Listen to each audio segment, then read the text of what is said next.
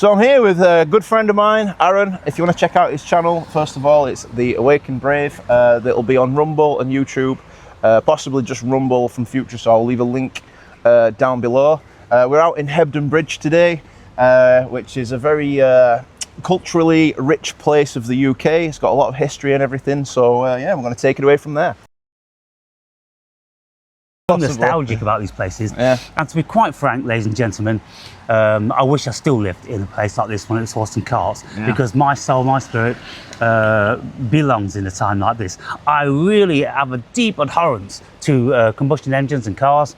It's a problem for me. Now, your camera has got vastly better colouring than mine. Mine's much duller compared to yours. You've got super technological sound equipment on it and everything. So this guy makes professional films, by the way. This guy's called Guy and he makes professional films. And we're going on a fantastic walk to waterfalls, through ancient forestation, down by a canal and everything. Well, about a 10-mile trek, yeah? Yep, Hardcastle Craggs. But first of all, I'm going to find somewhere to buy some sun cream because I forgot to get some and I will burn otherwise. Right. So, yeah, wow. There's a shop there. We'll okay, splendid.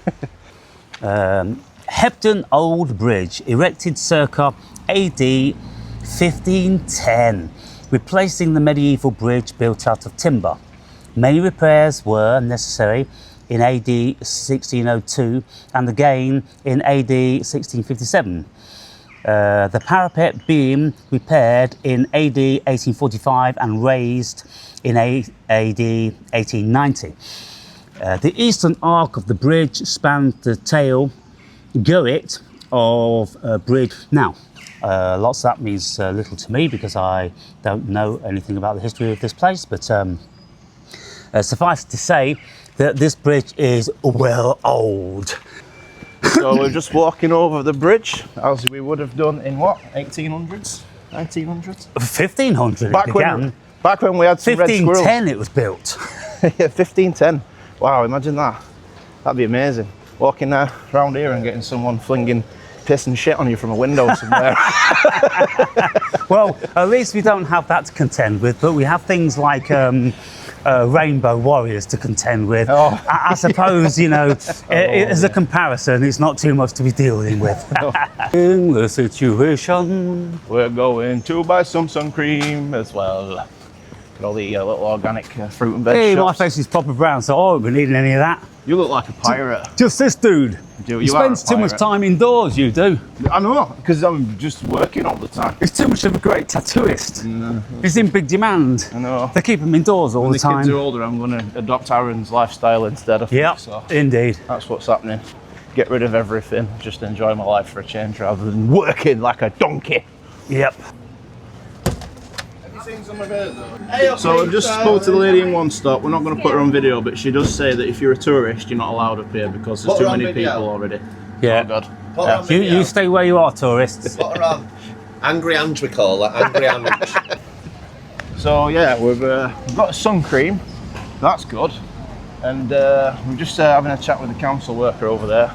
Yeah, he asked us what we're filming, and we said, well, we've heard that there's lots of missing children in this realm, and we believe there's a cult that are kidnapping all these children, and they've got them hidden in a cave somewhere, so we're going looking for that cave.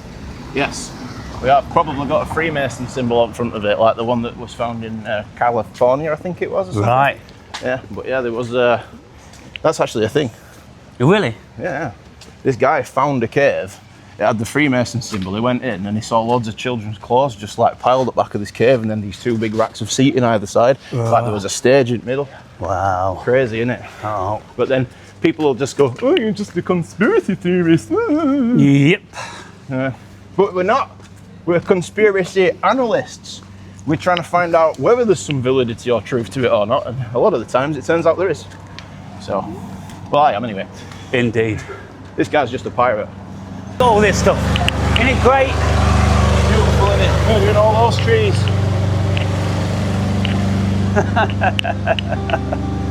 Murderers! Murderers!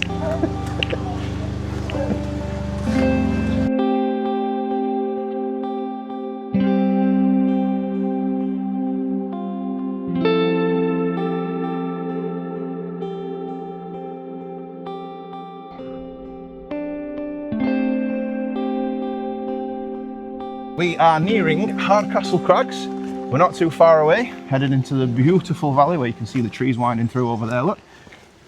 And me and Pirate Beard over here, we're going to do some philosophizing. We're going to dip his feet in the river. We're going to talk some deep, inquisitive, intuitive philosophy, which I've just said. We've just sprayed ourselves with bug spray because the bugs are out, and we got absolutely destroyed yesterday. I think I had a bunch of Bill Gates mosquitoes, you know, the weaponized mosquitoes just attacked me in my sleep last night. So I'll probably end up looking like the elephant. So we're heading into some deep forestation where the sun doesn't penetrate, and so you've got lots and lots of all different sorts of bugs that just want feed on hungry or tasty white flesh. Like politicians. Yeah. Now the thing is, what I'd like to say, ladies and gentlemen, for those of you, few of you, who have really good friends who you can talk incessantly with, it doesn't matter how long you're with them for, you will never stop talking. It's always very interesting, stimulating, and from the heart. Well, this is the conversations myself and Guy have, and always have had, and that's what bonds us in a very powerful relationship.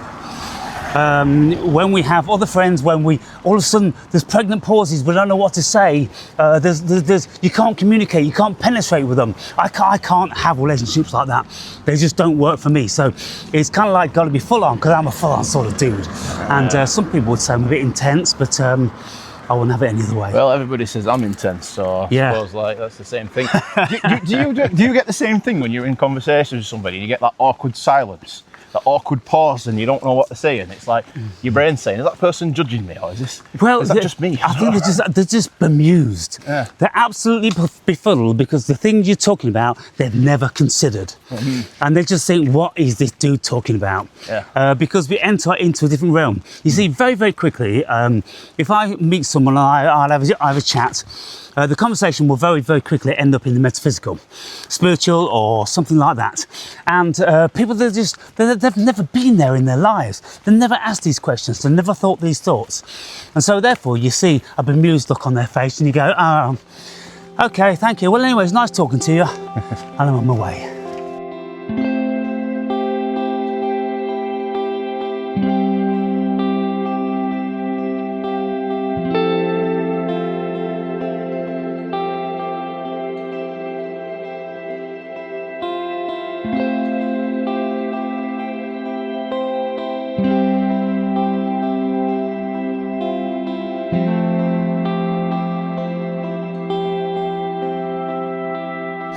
So I was just saying to Guy, now, Guy's well familiar with my videos, been watching for years. And I'm saying, just as we get out into what should be a barren landscape, devoid of human activity and the accompanying sounds and annoyances, well, what happens? There is a conspiracy on this world, and I don't know whether it pertains to the devil himself, but wherever you go, there is always combustion engines in the shape and form of a steel saw, a chainsaw, or a leaf blower. And I says to Guy, I said, I swear, if we was at the summit of Mount Everest, there'll be some fucker there with a leaf blower. And you'd look at him and you'd go, what the fuck are you doing? And just tidying up. Just ruining your zen. Just ruining your zen, because I swear, people, when you get into the spiritual dimension, you can be way out in the tropical rainforest and you'll be thinking, I've finally got away from human intervention, and then you'll get a low-flying aircraft come over. Yeah. And then you go, I swear it's the devil himself. Yep, absolutely. And, but the irony of it is, now, just as we stop to say this and make this video, the chainsaw stops. Yeah, now we're calling it out, yeah, it would do. Yeah. And it's making us look like idiots, making us look like we're schizophrenic. As soon as I start hearing it again, I'm going to film. You can hear them down there. Can you start that chainsaw again? You're making us look foolish.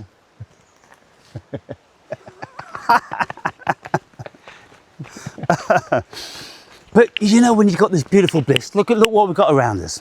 Yeah. And then you've got that ripping through the air, destroying the whole spirituality. Yeah, scaring all animals away. And oh my God. Yeah. But anyway, we're heading deeper and deeper, and hopefully at some stage in today we are going to be leaf blower free. Here we go. Thank you. Thank you for ruining our day.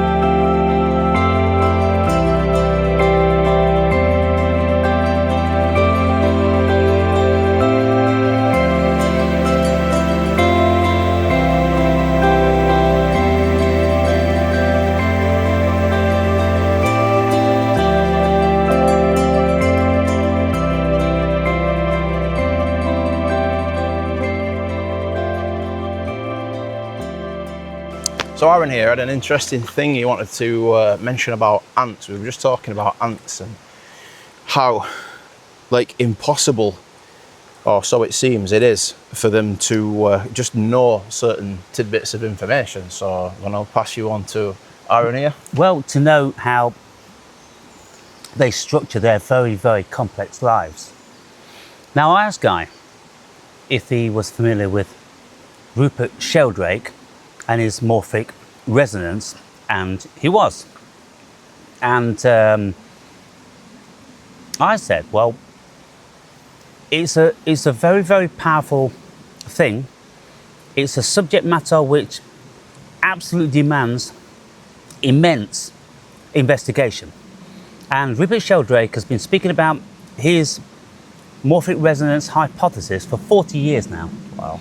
And barely a single scientist wants to take it on board. Why? Because they can't measure it. They can't count it, they can't capture it and print it, patent it, and so they don't touch it. And it's absolutely shocking. And this is why, in the world today, scientists are coming to some level of impasse. Because if their quantifying method cannot capture the essence of what we are as human beings, then we can go no further. And this is why scientists, they don't want anything to do with consciousness other than looking for it in the brain or in microtubules or something which they can quantify. It rewrites everything if you start factoring consciousness in. So. Yes, but there was one female scientist that I was listening to, and speaking to a modern spiritual podcaster, and I forget who this was, but she was saying, like it was something new, well, we should start to take into consideration consciousness when we are making all of our equations and our hypotheses, because it's the conscious field that is responsible. And if we are neglecting the conscious field, then we're leaving 99.999% of the essence of what we're speaking about out of the equation. It's like just having a microscope and looking down at a very, very tiny thing and trying to work out what that is without taking the context of the world into place. So I continued with Guy talking about this morphic resonance. And the morphic resonance, Rupert Sheldrake reckons that there's these morphogenetic fields, and you could call them like the Akasha. The Hindus called this ether, the Akasha, which means just the air basically around us. There's a field, an invisible field, where everything that ever has been known, will be known, and is known is in. And when we go into meditation, or when we are very perceptive, when we are open, we will get fed this information via our intuition. And people who are highly tuned in to themselves and the cosmos and their spirituality, like Edgar Casey, Alistair Crowley, Manly P. Hall, and lots of other people of modern, ilk, they're vastly more perceptive. And so where are they getting this information from? Where are their thoughts coming from? Like famous people, brilliant artists, when they ask, where do you get these thoughts from? They said, I don't know, it just comes to us. And so that's what happens, we're being fed. So therefore then, you can see what Rupert Sheldrake, he was talking about the morphogenetic field. There's information all around us that we tap into. Now, who's to say that we're not getting every single one of our thoughts through the morphogenetic field? I think that there's more evidence to suggest that the brain doesn't make thought. It's a transceiver. Exactly. Now, just to interject a little bit, in nature, And one thing that fascinates me is how nature, or the deeper investigations of nature, really do support this idea of a non-local consciousness. Now look at a bee. A bee is able to complexly tell another bee, by wiggling its body in a certain way, exactly the directions to a patch of flowers where they're going to be able to pollinate. Again, you were talking about how ants were able to seek out smaller nests. How would they know it was a smaller nest? How do they count the numbers of ants in the nest? You know, there are certain things. Now, the vine I was talking about, I'll have to probably link the name, but there's a particular vine, and when it grows, they'll plant 3 pots. In this pot here is a tree where the vine doesn't like to grow around because it's poisonous to the vine. And then on this pot here is a tree where the vine does like to grow around. And as you watch it in a slow-mo as it's growing, a time lapse, it'll circle around like this, looking for something to grow around, but it never touches either tree until eventually it always seeks out the one that it likes. It somehow knows without touching the dangerous tree. Where does that information come from? When we start looking at that in you know, worms, for instance, plethaural worm, can't remember the name of it, begins with a P. But anyway, this particular worm is trained with chopped liver underneath bright lights in order to, because it's naturally afraid of light, so this worm is trained by feeding chopped liver under bright lights to overcome their fear of light. And then what they'll do is they'll chop the brain stem, the brain, everything, the tail end, everything, so you've got a stump left. The worm regrows a brain, regrows a brain stem, regrows a tail, and every single time it remembers that it's not afraid of light. It remembers the skill that it's learned from a previous brain. Where does the memory come from? Now, I speak to heart transplant patients who adopt the emotional state from you know, the heart transplant, from the donor. Yep. Right? And I say, okay, what if that heart is transmitting and receiving consciousness on one frequency? Their heart that they've lost, unfortunately, was transmitting and receiving consciousness on a different frequency. So you're taking someone else's heart that's transmitting and receiving on a different frequency from this Akashic field, right? And you're putting that in someone else's body. The body accepts it, it couples together, creates a psychophysiological coherence, but then the emotional state changes. It's got its own mind. Yeah. So the heart has its own mind, the brain has its own, every organ in your body, every cell is transmitting and receiving it, this frequency. Now, no matter how deep we look into the reality, you can never find the end of it. You get right down into the atom, you get down into the quarks and the muons, all these different things, and you get these vibratory strings, and you just never get the end of it. So we live in a vibratory universe. So essentially then, all information in the universe could be contained within the vastness of everything. And we're just kind of like being projected by this indivisible consciousness into this, what we call the real world. So there's clues for that everywhere. Scientists, like you said, don't like to deal with it, but it's becoming more and more obvious. I think Robert Lanza, in his theory of biocentrism, or the biology being the center of the universe, essentially, is gaining some weight, you know, if you read Peake's work. So, yeah, to get out and do these deeper investigations into nature and understand how it all works together from the perspective that human consciousness is not just a fabrication or a creation of your own, you know, this lump inside your head, and it's much more than that. It opens up a whole new world, basically. So there's a few things I want to pick up on what you said. The first thing is many more people these days are starting to lend themselves more towards that the cosmos is conscious.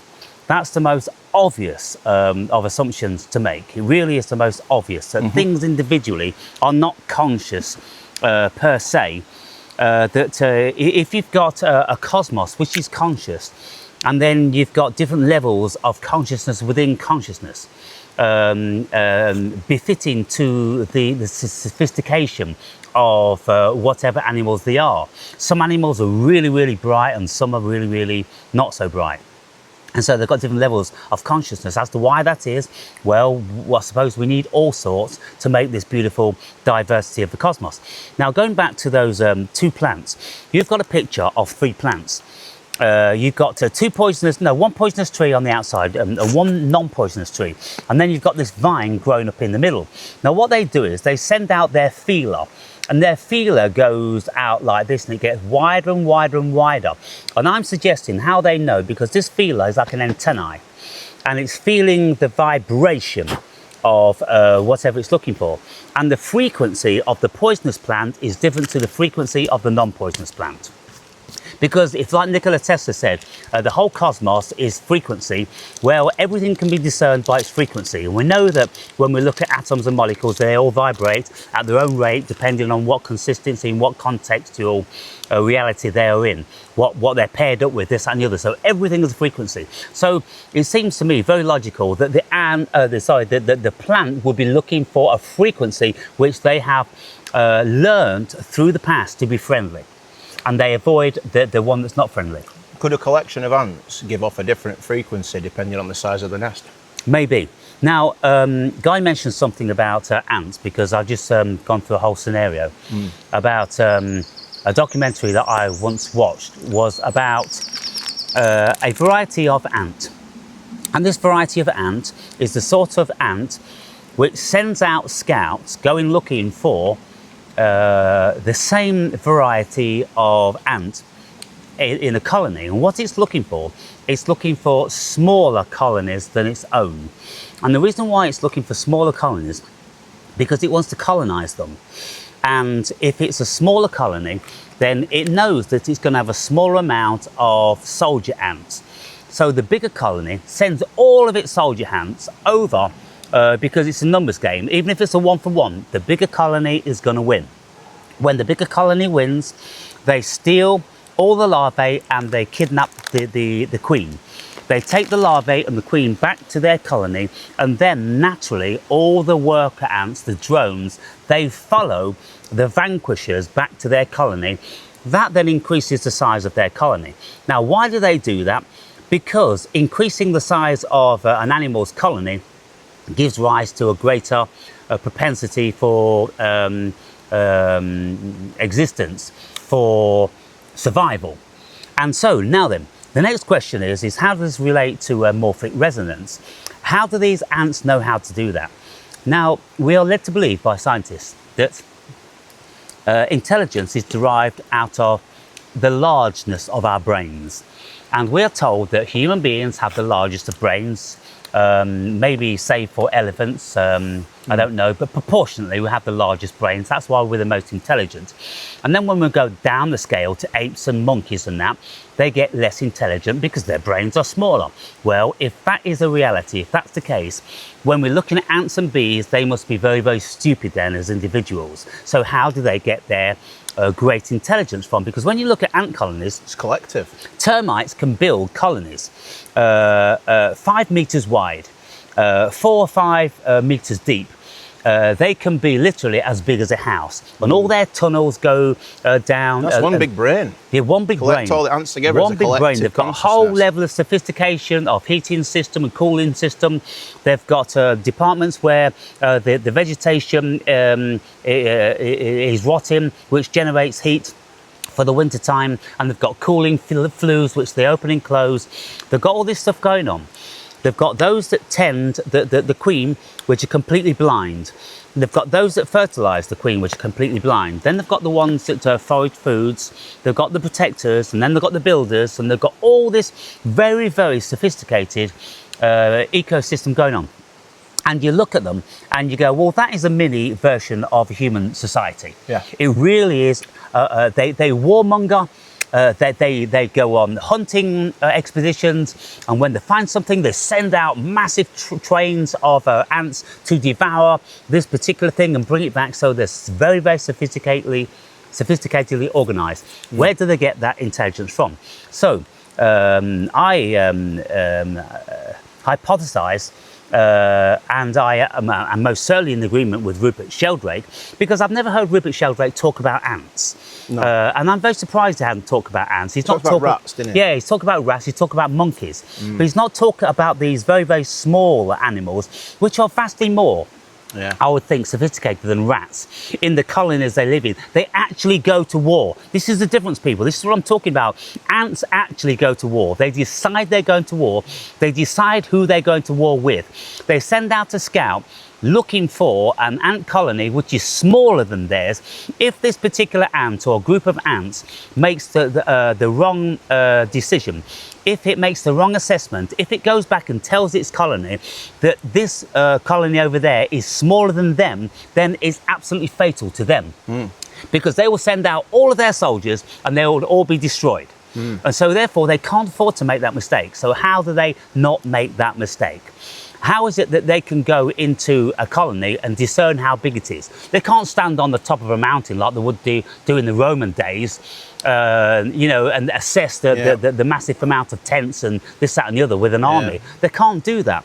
How on earth do they do it? They must feel it out. There's some sort of pheromone or some sort of vibration. Yeah, it could be pheromones. Now, this is the morphic resonance. So what Ribbit Sheldrake is saying is that there's information all around. So where do ants get their information from? They get it from the morphic resonance field. It's an invisible field of information, which gets tapped into by a certain frequency. These ants emit a certain frequency and they receive a certain frequency, like we do, human beings. Yeah. We receive information. We don't know where our thoughts come from. We've got no idea where our thoughts come from.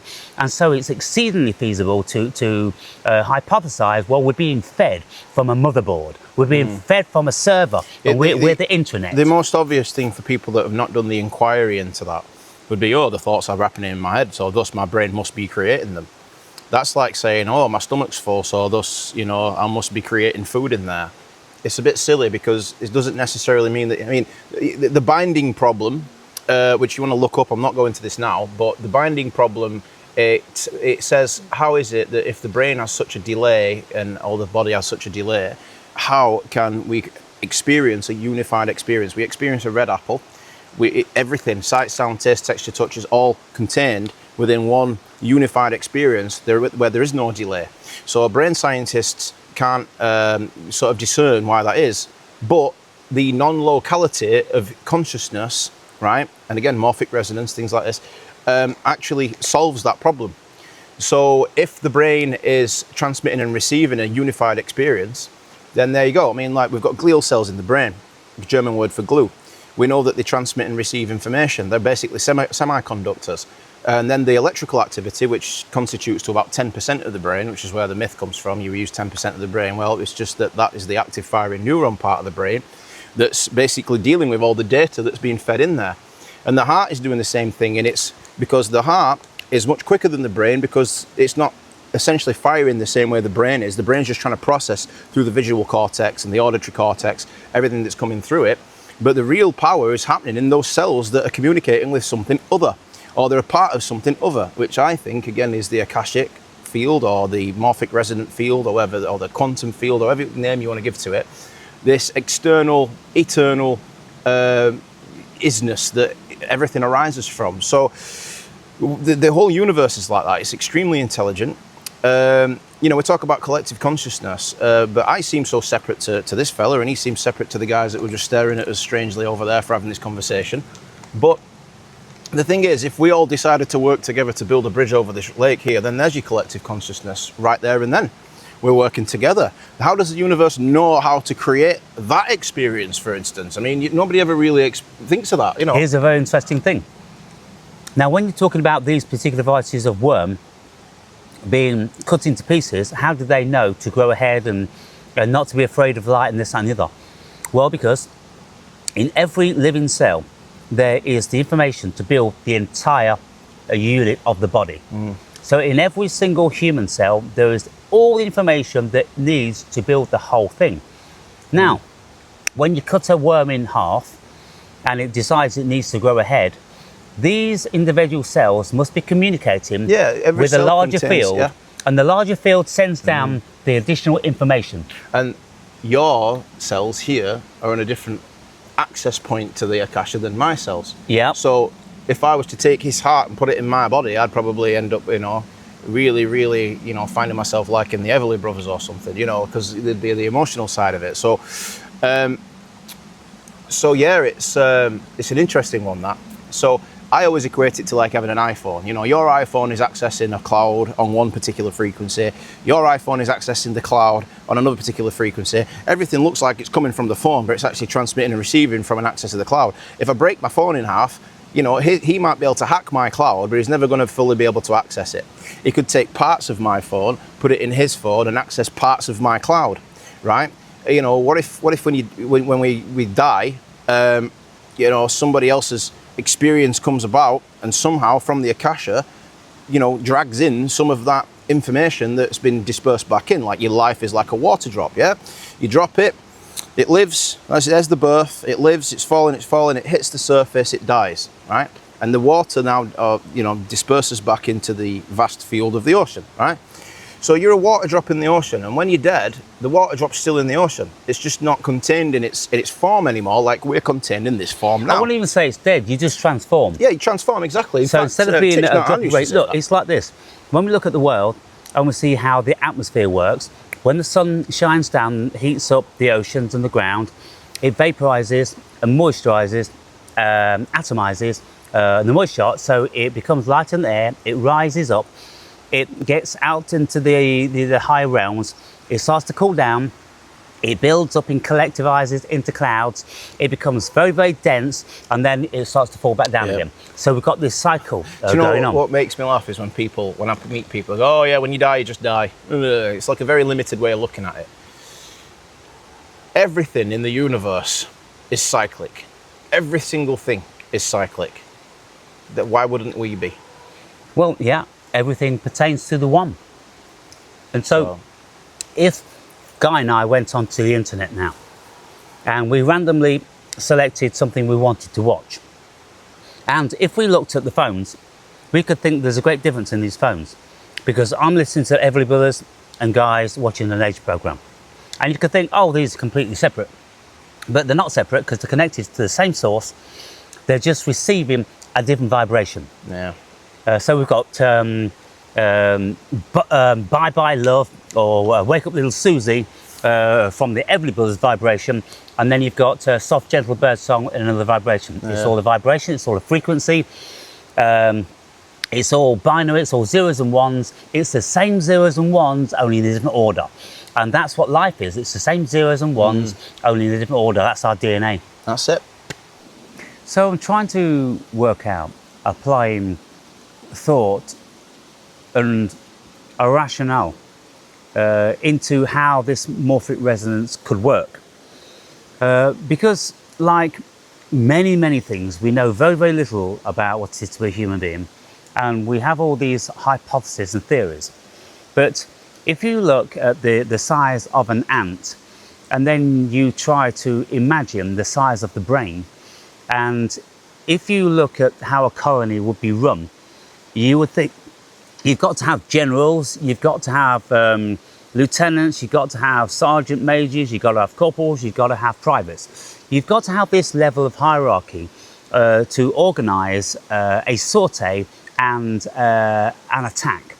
You have to have an intelligence within the colony, within the whole of the colony, which knows that it's going to attack another colony, and it knows what the objective is. The objective is to kidnap the queen, to steal the larvae.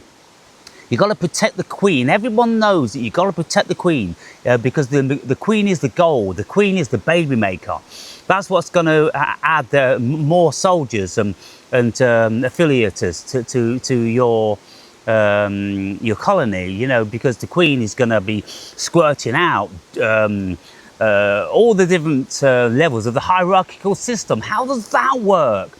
How does she know how to squirt out workers here, to squirt out scouts there, to squirt out builders here, to squirt out army guys there? Goodness me, where does that information come from? So we can only hypothesize that the information is around them, like our consciousness is around us. Our consciousness isn't in the brain. It's around us somewhere. It's in the whole cosmos. And if you look at it like that, then you could say that this morphic resonance to an ant colony is a field, a morphogenetic field around the ants themselves. And ants are born into that. And I've often speculated, Guy, if all that ant colony is wiped out, what happens to that morphic genetic field which pertains all the information to that particular ant colony? Does it just float around somewhere? Is it in the ether? Where is it? Is it temporal? Or is it a vibration that permeates the whole world that we tap into? How does this stuff work? But it's fascinating to consider this and to try to work it out. But suffice it to say, there has to be, like when we're tuning into, there's got to be something which we're tuning into. Because if aliens came to this world and they looked at these devices and they started to think, why, where does the intelligence come from? From these phones? Because if they open the phone and they go, well, it isn't in here, this massive amount of information isn't in here, so where is it? Well, they would have to start to speculate, well, it's got to be out there somewhere. And then eventually they'd learn that, oh, well, it's coming from these masts, it's coming from these satellites. So what we've got to work out is where this morphic resonance is deriving from. And we've got to work out where our consciousness is deriving from. Because until we work those things out, we're still going to be in the dark. How beautiful is this? And we've got these, you know, very steep drops down there. Yeah.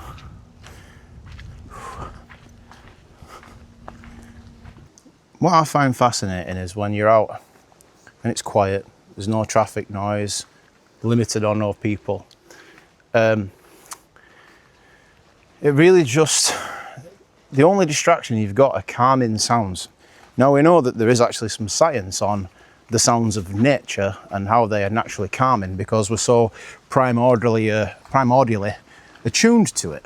So basically, when you open up to that, you can really immerse yourself in the experience. Now, I don't promote any use of psychedelics on my channel for obvious reasons. I do. This guy does.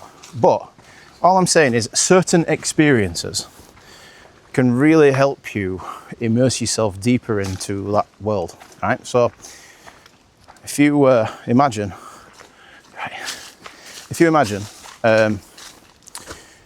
when let's say the molecule enters into the brain, it opens up this thing called the trace amine receptor. It's on the sigma 1 part of the brain. It's like a TARS receptor. And when that opens up, it allows more of the external world to permeate into the mind, so the mind has to deal with it. The hypothalamus, I believe it's called, quote me if I'm wrong, but that shuts down, the ego goes quiet, and more of the world, more experience of nature, if you're in that environment, comes in. The brain then starts to create new connections, right? And those new connections, what they found is they allow the brain to process information in lateral ways, right? In different ways. So things like suppressed traumas, things that you might not have never considered before, start to become almost epiphanies, if you will. And it really helps heal and open the mind to the world that is. But then after those experiences, you can go out into a world like this and really see it for what it is. So we've been around today asking people whether they feel a connection to nature on a spiritual level. We've had one person say yes, but most people, one particular guy seemed really uncomfortable with the question. And even though people are out here experiencing this beautiful environment that the world has to offer, a lot of people are not really in it. Yeah, they're not in it. They're in their heads. Yep. Right? They are lost in this clamshell, as we've been talking about before. This pearl that's inside, waiting to be discovered. But they're inside of that safety of that clamshell. And psychedelics, for instance, can be detrimental to some people if they're not ready for it. But also, they can force open the clamshell for long enough for the pearl to escape, which can be quite terrifying for a lot of people. And that, seriously, will upset many, many people's worlds because it completely turns their world inside out. And if the person wasn't spiritually ready, wasn't mature enough, then all of a sudden they can get very, very confused. They will lose family members and friends and things like this because they won't be able to communicate with them anymore. The family members and friends will be accusing them of this and that and telling them they've got to go and see a doctor, get some medication. When they don't need medication, they've just got to allow that spiritual part of them to mature and to settle. Absolutely. And the ego to accept it. Yes, and that's the thing. If a person wants to experience all that life has to offer in all of its dimensions, you have to open up and you've got to go deeper than the programs inside your head. The ones that tell you, that affect your lack of self-worth, the ones that make you feel embarrassed if you want to talk about these things. All these different things are there as like a defensive mechanism that society has somehow placed upon you. And anytime somebody reminds you of you, you get uncomfortable because it's the safety mechanism. It's the defense, it's the walls going up, it's the clamshell. It wants to stay tight, protect the pearl. But you're not really protecting the pearl because the pearl can't shine when it's trapped inside that, you know what I mean? So that is what I really wanted to say to finish off my video. And this is again, it's a reflection in nature, and I'm so lucky to live around this environment. Currently we're in, again, Hardcastle Craggs. We've been all around the crags philosophizing. I've introduced Aaron here. If you want to check out his channel, I'll drop the links below to the channel. It's The Awake and Brave. He's got one on Rumble, currently one on YouTube, which is on suspense at the minute because YouTube doesn't like us talking about these things apparently. Again, selectively, I have to be careful how I approach this topic unless I get a strike and all these things. So yeah, it's been an absolute pleasure.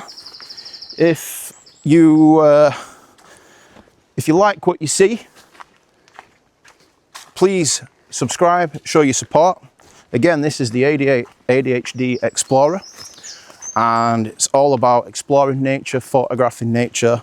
I'll finish off with a couple of pictures that I've taken at the crags before, like a mix mash of different wildlife shots that I've done down here, so you've got something to look at. I didn't really get much today because we've been too busy talking and stuff anyway, but yeah, cheers guys. Take it easy. Hasta luego. Hasta luego.